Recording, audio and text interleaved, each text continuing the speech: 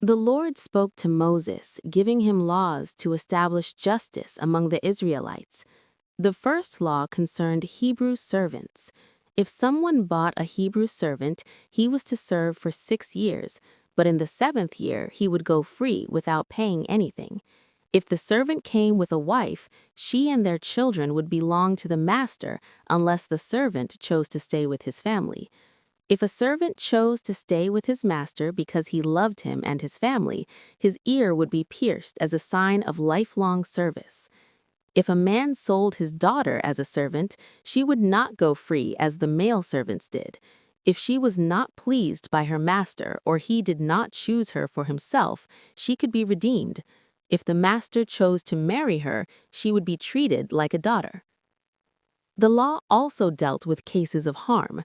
If someone struck a person and the victim died, the person who struck them would be put to death. However, if the person survived for a while after the injury, the attacker would not be punished unless the victim died. The law also addressed situations where a servant was injured. If a master struck a servant and the servant died, the master would be punished. If the servant survived for a day or two, there would be no punishment, for the servant was his property. Laws were also given for the protection of property and people. If someone's ox killed another person's slave, the ox's owner had to pay 30 shekels of silver as compensation to the slave's owner.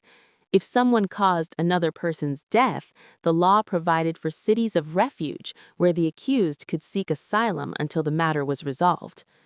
The laws of justice in Exodus 21 focused on fairness in cases of harm, property damage, and injury. They protected both the weak and the strong, ensuring that there was justice for all in God's community.